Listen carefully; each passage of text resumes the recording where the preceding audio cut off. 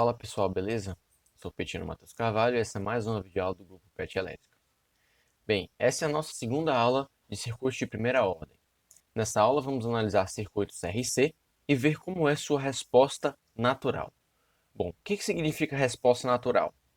Basicamente, a resposta natural é quando o capacitor age por conta própria, depois que ele está carregado com uma certa carga Q, vamos supor assim, ou seja, na nossa análise, quando ele tiver uma certa tensão VC sobre seus terminais, e ele for chaveado, ele vai agir somente para descarregar toda essa tensão, toda essa carga, sem nenhuma outra fonte excitar o circuito enquanto ele age.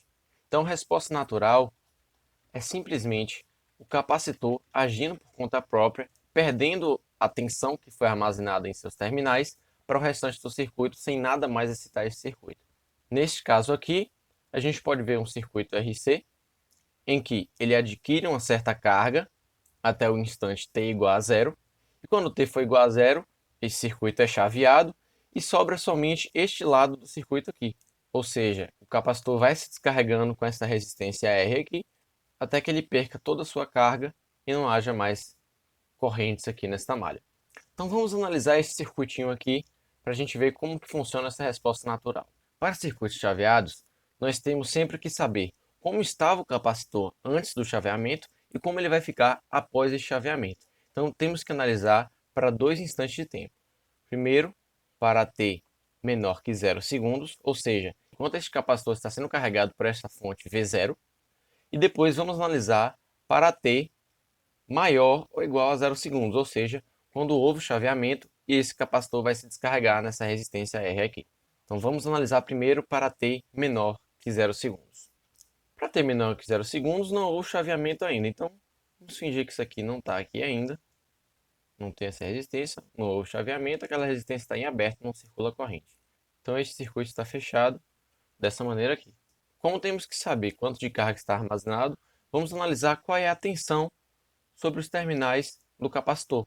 Vamos ver qual é essa tensão VC. Bem, para um tempo menor que 0 segundos, ou seja, antes do chaveamento, esse capacitor estava se carregando infinitamente, ou seja, ele estava em regime permanente. E a gente sabe que capacitor em regime permanente se comporta como um circuito aberto. Então, se o capacitor é um circuito aberto para regime permanente, ou seja, ele foi todo carregado e não passa mais corrente por seus terminais, então vamos fingir que aqui a gente tem um circuito aberto e aí vamos ver quem é a nossa tensão VC. Aqui temos uma tensão V0. Se isso aqui é um circuito aberto, não há nenhuma corrente passando por essa resistência. Se não há corrente passando por essa resistência, não vai haver queda de tensão sobre essa resistência, porque ela não vai dissipar potência por efeito Joule. Então, se ela não vai dissipar potência, é como se essa resistência não estivesse aqui. Então, a própria tensão VC vai ser o próprio V0, porque ele não vai nem enxergar essa resistência porque está em circuito aberto. Lembre-se, circuito aberto não possui passagem de corrente, porém pode haver uma tensão. Então, temos aqui uma tensão V0 no lugar da tensão VC. Então, para t menor que 0 segundos, vamos ter que VC é igual ao próprio V0. Além disso, a gente sabe que capacitor não varia instantaneamente tensão. Então vamos imaginar essa tensão no capacitor, ou seja, essa tensão VC, infinitesimalmente menor do que o tempo de chaveamento, ou seja, para 0 menos, um pouquinho antes de haver o chaveamento. Essa tensão, obviamente, é V0. Porém, como o capacitor não varia tensão instantaneamente, essa tensão vai ser a própria tensão um instante infinitesimal após o chaveamento. Então, um momento antes do chaveamento e um momento depois do chaveamento, essa tensão é a própria tensão V0. Então a gente vai dizer que VC em 0 segundos é V0. Por que isso é importante?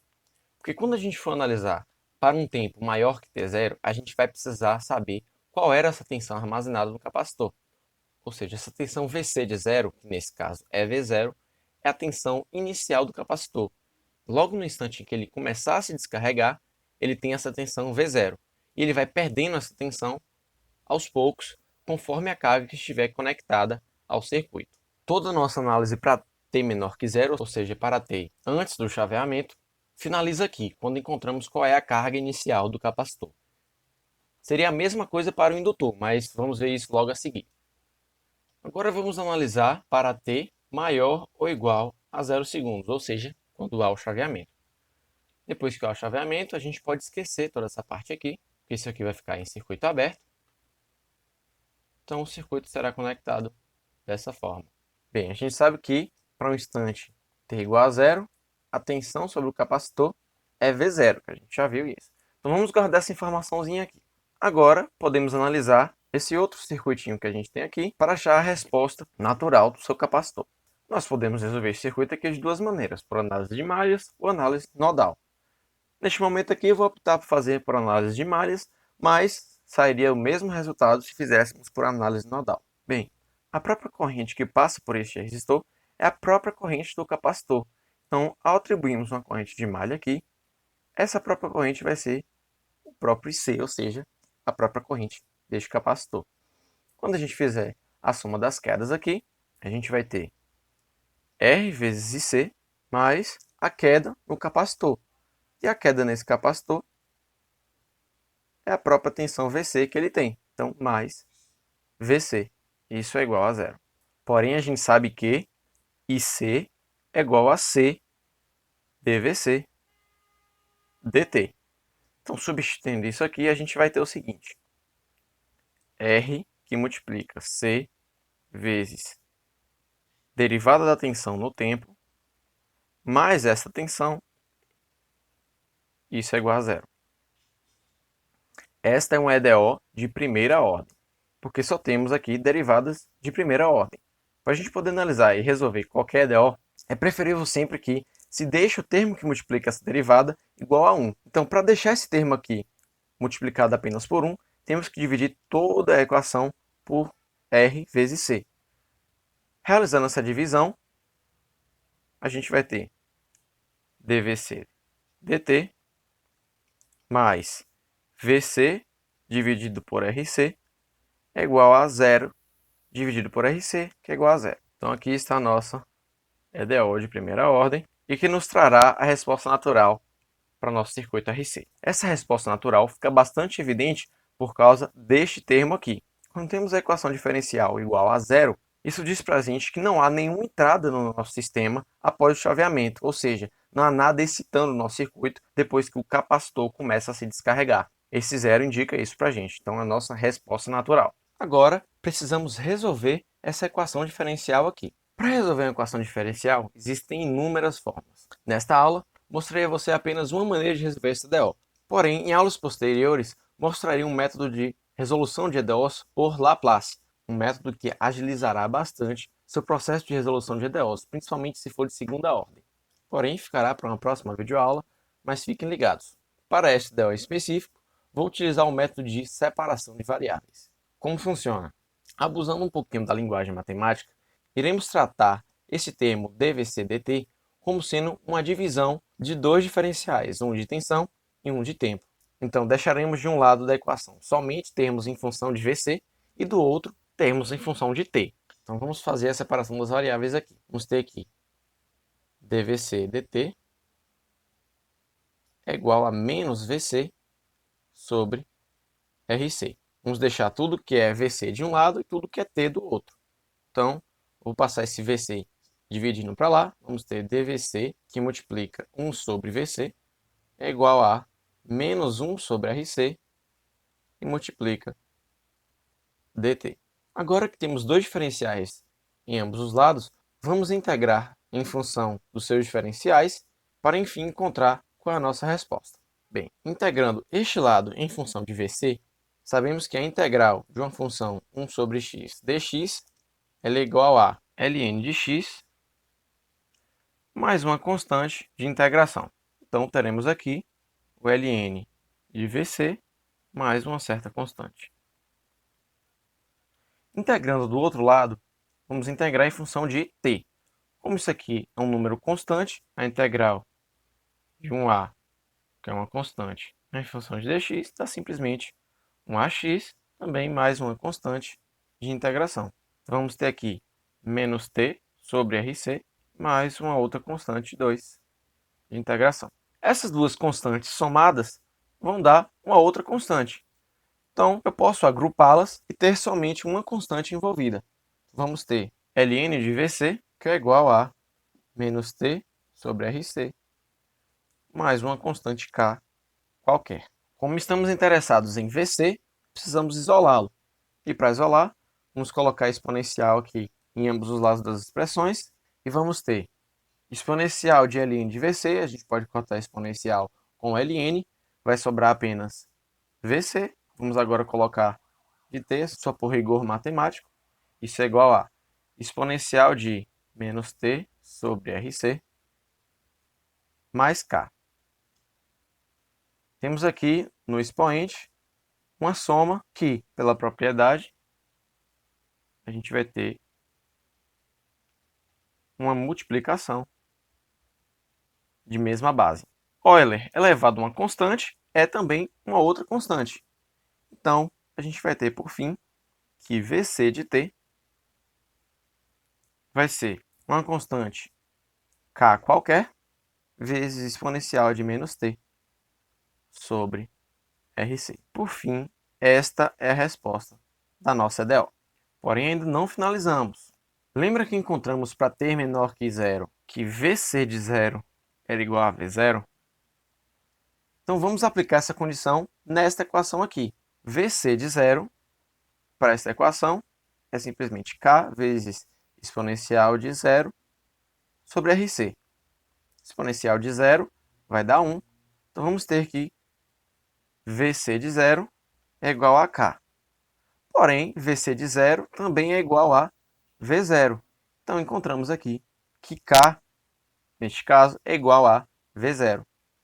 Então, a resposta final para a nossa tensão no capacitor é Vc de t é igual a V0 vezes exponencial de menos t sobre Rc. Essa é a nossa tensão no capacitor. E quem seria a nossa corrente no capacitor? A gente sabe que IC é igual a C vezes dVc dt.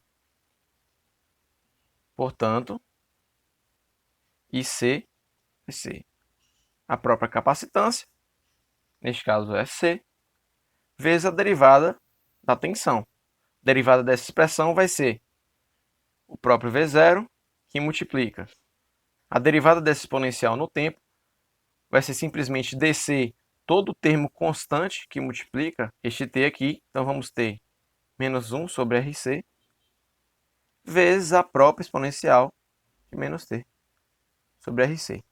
C com C podemos simplificar, portanto, IC de t será menos V0 dividido por R, que multiplica exponencial de menos t sobre Rc.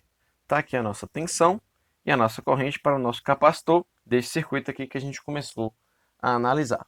Bem, e se quisermos então a expressão para tensão no resistor e para sua corrente para T maior que zero? Vamos voltar aqui e olhar o circuito. A tensão no resistor, como sabemos que o resistor é um elemento passivo, então ele só pode absorver potência. A tensão no resistor, como a corrente está indo daqui para cá, a tensão está invertida. Então, se aqui temos menos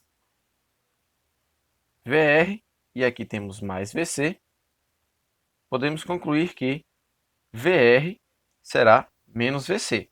Já em relação à corrente, a corrente no capacitor é a própria corrente do resistor. Então, teremos que IR será igual a IC. Então, vamos escrever isso lá embaixo.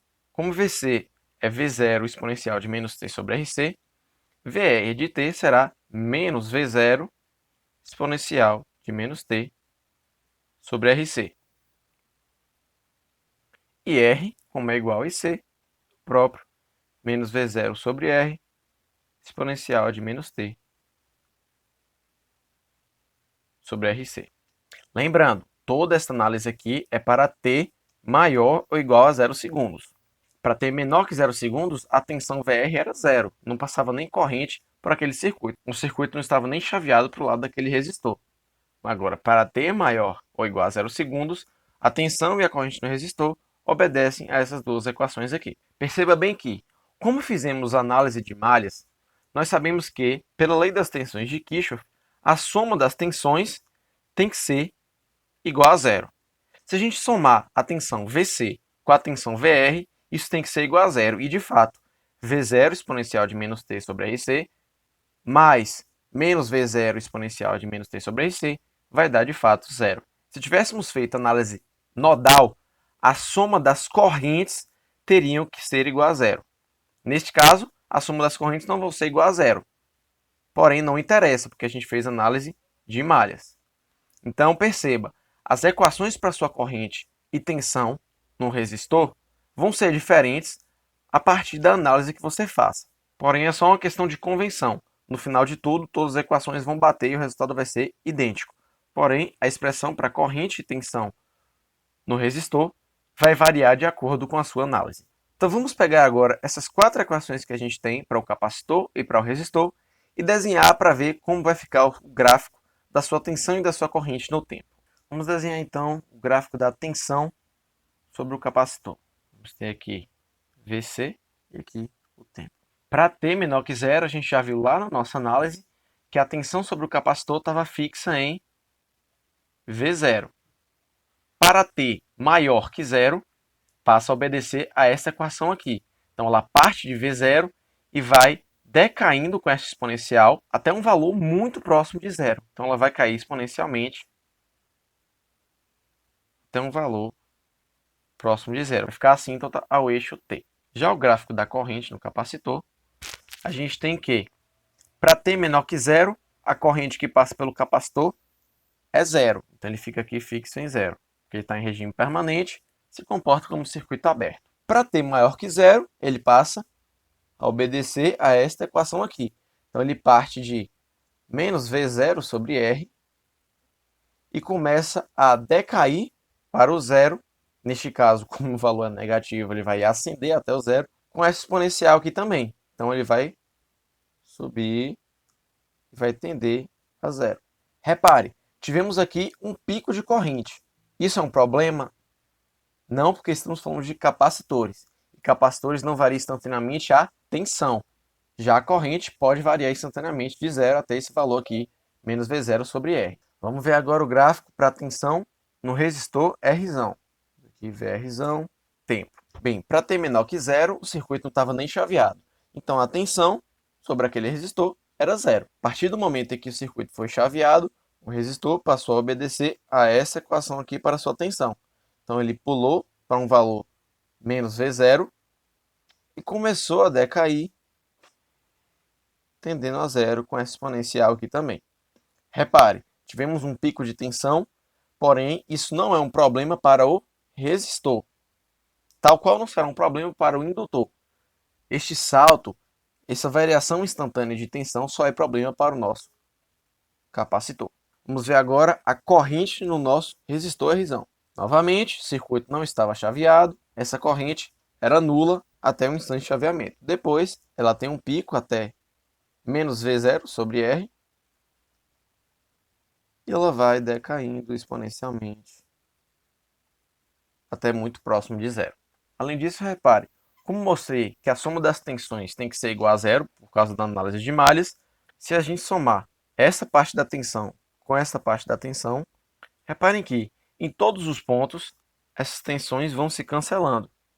Então, de fato, a soma das tensões é igual a zero. Já a soma das correntes, pouco importa, estamos analisando por malhas. Se tivéssemos feito análise nodal, a soma das correntes teria que ser nula. Então, a curva da corrente seria assim, de forma que, quando somássemos com a corrente do capacitor, em todos os pontos, ela seria igual a zero. Porém, fizemos análise de malhas, vamos deixar aqui apenas os gráficos para análise de malhas. Então é isso, galera. Essa foi a resposta natural para um circuito RC, bem simples. Na próxima aula, vamos ver a resposta natural para um circuito RL e depois faremos uma questãozinha para fixar um pouco mais nosso conhecimento. E depois veremos o que é este termo que aparece aqui na exponencial, como funciona o decaimento da tensão e da corrente e o que ele significa.